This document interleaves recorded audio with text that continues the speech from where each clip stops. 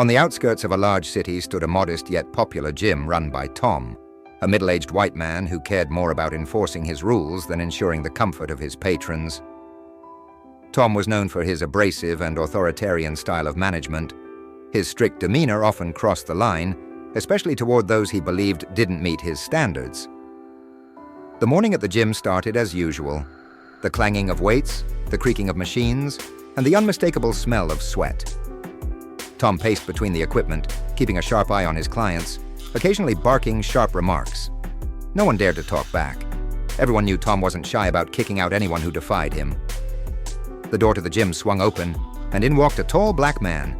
He was simply dressed, old worn-out sweatpants and a basic t-shirt. His shoes were slightly scuffed, but his face radiated calm and confidence. There was an unusual lightness and power in the way he moved. The man stopped at the counter, scanning the gym as though assessing the atmosphere. Tom spotted him immediately. His gaze lingered on the man with a clear hint of disdain. Perhaps it was prejudice, or perhaps it was his irritation with strangers walking in unannounced. "Hey, what are you standing there for? This isn't a place for loitering," Tom barked irritably. "If you're here to clean, the mop bucket's over there in the corner." The room grew quieter. A few patrons cast discreet glances at the scene, but didn't dare intervene. The newcomer turned his head toward Tom and replied calmly, "I'm here to train." His voice was low, steady, and free of aggression. Yet instead of diffusing the situation, his composure only irritated Tom further. "This gym is for people who know how to pay," Tom said with a sneer. "We've got rules here. If you're not ready to play by them, get out." The man didn't move. His steady gaze seemed to study Tom, as though the gym owner were nothing more than a minor inconvenience.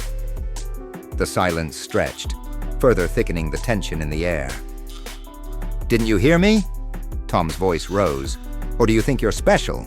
You're just dirtying the place up," he added, grabbing the nearest mop bucket filled with grimy water. Before anyone could react, Tom deliberately dumped the bucket's contents over the man. Dirty water drenched him from head to toe, dripping from his clothes and shoes. Several patrons gasped audibly. Someone reached for their phone to record the unfolding drama. But the man didn't flinch. His expression remained stoic, his gaze fixed squarely on Tom. Slowly, he raised a hand and brushed the water off his shoulder. "Done?" he asked calmly, his voice steady and measured. The room fell into a tense silence. Tom froze, unprepared for such a reaction. The man stood motionless, his confidence beginning to unsettle Tom.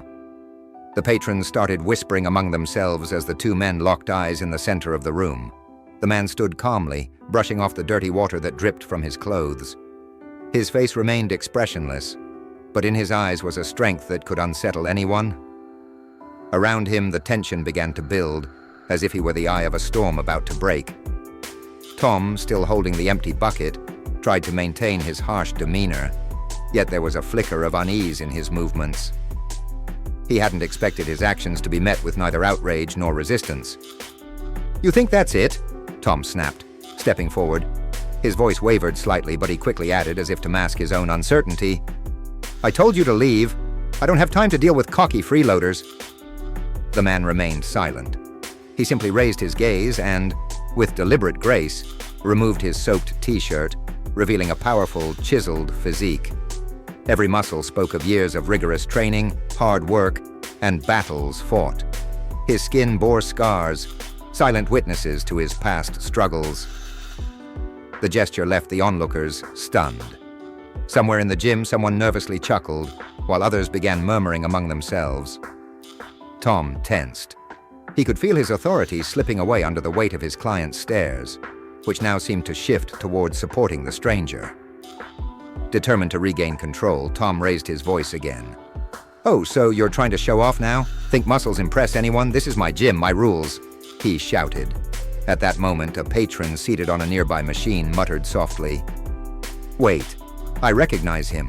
That's Jason Carter. Holy crap, he's a world boxing champion." The words spread quickly through the room. Those closest began whispering more audibly, while several people scrambled to grab their phones and record the unfolding drama. A wave of shock rippled through the crowd. "You're kidding, right?" Tom scoffed, though his voice now lacked its earlier conviction. "A world champion? Him?" He gestured dismissively toward Jason, as if trying to diminish his significance. But a flicker of doubt betrayed Tom's expression. "It's true," one of the patrons said loudly, now looking at Tom with evident disdain. "That's Jason Carter, 3-time heavyweight boxing world champion. You seriously didn't recognize him?" Tom froze. His face paled and his eyes darted around the room, as if searching for some way to regain control. Was this some kind of joke? Or was the situation spiraling far beyond his grasp? Meanwhile, Jason stepped forward, his movements deliberate, yet filled with restrained energy, as though ready for anything. "You know who I am," Jason finally said, his voice calm but each word carrying the weight of a challenge. "But that's not the point. You don't respect people, and that's your real problem." Tom opened his mouth to respond, but the words caught in his throat. The entire gym was now watching him with judgmental eyes. Some patrons had already begun filming, sensing that this moment would go viral. "Get out of my gym!" Tom yelled, his voice cracking as he tried once more to assert his dominance. But it sounded more like a desperate outburst than an order. "I don't care who you are!" Jason frowned slightly, his face still composed, though his gaze turned icy. "You don't even realize what you just did," he said, locking eyes with Tom. "But you will soon enough." A heavy silence filled the gym. Jason stood still like a statue, but his presence seemed to dominate the entire room. Every eye was fixed on him and on Tom, who was beginning to realize that the situation was slipping out of his control. The murmurs among the patrons grew louder, and Tom started to feel his authority crumbling. "Is it true? Is that really him?" someone whispered. "That's Carter. I've seen his fights on TV." Another voice said, this time louder, "How could you not recognize him?" Smartphones continued recording the scene. Some patrons were already uploading the footage to social media with captions like, "Crazy gym owner humiliates world champion." The atmosphere grew increasingly tense, and panic began to creep into Tom's demeanor. "Hey, stop recording!" he barked, glaring angrily at one of the patrons. "This is private property. You're all breaking my rules." But his words no longer carried weight. The people in the gym weren't afraid of Tom anymore. They could see his confidence fading right before their eyes, and their gazes now brimmed with disapproval and contempt. Jason took a step forward, closing the distance between himself and Tom. His movements were slow and deliberate, as though giving Tom a chance to reflect on his actions. Instinctively, Tom took a step back, as if realizing he was physically no match for the man standing before him. "Do you always treat people this way just because they're different from you?" Jason asked calmly. His voice was quiet, but carried a steely edge that sent a chill down Tom's spine. "Or is today a special case?" I... Tom stammered, struggling to find an excuse. "I didn't know who you were. I was just trying to keep order." "You didn't know," Jason interrupted, stepping even closer. "But you didn't need to know. You decided you could humiliate someone just because you have a little power, and you didn't even stop to think about what that says about you." The crowd began clapping. It was unexpected but genuine. Someone called out, "Tell him, Carter. Let him know he's wrong." Tom's face turned red with shame. He tried to say something, but Jason raised a hand, silencing him. The simple gesture was enough to make Tom stop speaking. "I didn't come here to deal with your insecurities," Jason continued, "but I won't let you humiliate me or anyone else. Do you think I'll just walk away and forget this?" His voice grew louder, like thunder rolling through the gym. "No, today you'll be remembered, but not in the way you'd like." Sweat began to bead on Tom's forehead. He glanced around the room, searching for support, but found none. His clients, who had once quietly tolerated his abrasive behavior, now looked at him with disdain. Everything had shifted in an instant, and he knew it. "Listen," he began weakly, his tone almost pleading. "I just didn't know. I didn't mean for this to happen." "Didn't mean to?" Jason tilted his head slightly as if pondering Tom's words. You meant to humiliate. You wanted to show you were stronger, but you know what? Strength isn't about putting others down. Strength is about respect, and that's something you've never had. At that moment, a phone rang from one of the patrons. The person answered quickly and then announced loudly, "It's already in the news. This guy's video is everywhere." Tom's face turned ghostly pale. His desperate attempts to maintain his dignity had completely failed. The crowd began laughing, and someone called out, "So Tom, now everyone's gonna know what kind of owner you really are." Jason turned and began walking toward the exit, leaving Tom standing alone in the center of the gym, surrounded by judgmental stares and the cameras that continued recording him. "This is just the beginning," Jason said over his shoulder. "Learn to respect people, or the world will teach you the hard way." The story of what happened in the gym spread across the internet like wildfire.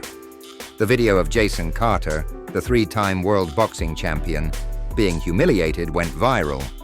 Millions of views, thousands of comments, and heated discussions on forums and social media created a massive wave of public outrage. People condemned Tom, his behavior, and his blatant bias. Hashtags like #RespectJasonCarter, #boycott, Tom Gym started trending. Several prominent athletes, including Jason's former opponents, spoke out in his support. Among them were notable civil rights activists who drew attention to the broader issue of discrimination in everyday life. Things got even worse for Tom's gym. Regular patrons began canceling their memberships, and potential new clients avoided the place altogether. Within a week, membership dropped by more than 70%. Tom realized his business was collapsing, but his pride and stubbornness wouldn't let him admit fault. The pressure, however, continued to mount. Local reporters began covering the story extensively. One even showed up at the gym to interview Tom. But Tom, avoiding the cameras, refused to comment. His attempts to maintain his image only led to more public disdain. A few days after the incident, Jason Carter returned to the gym. He was dressed just as modestly as before, a simple t-shirt and sports pants. Yet this time his presence felt even more commanding.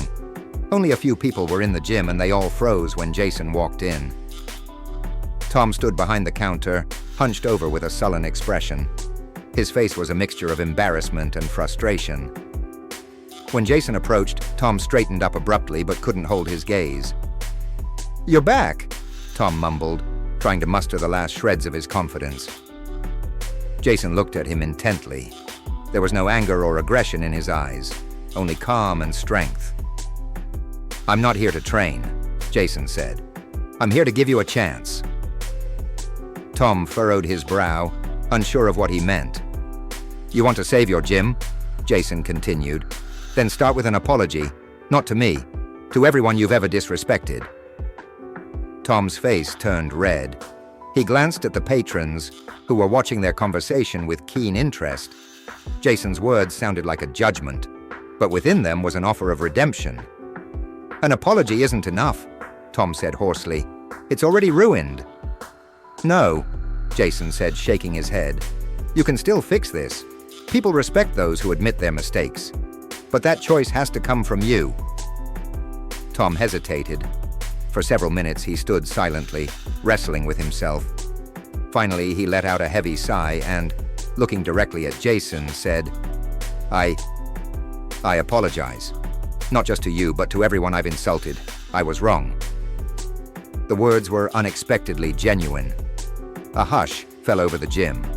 Tom turned to his remaining clients and added louder, "I'm sorry. I acted like a fool. I will change. I promise." Jason nodded, though his expression remained serious. "You've taken the first step," he said. "Now prove it with your actions." The next day, Tom posted an official video apology on social media, admitting his mistakes and thanking Jason for the lesson. He also announced that his gym would now support initiatives aimed at fighting discrimination. Tom began organizing free training sessions for underprivileged youth, inviting renowned coaches and athletes to participate. Jason never returned to that gym, but his name remained a part of its history forever. He showed that true strength lies not in fists, but in resilience, respect, and the ability to inspire change.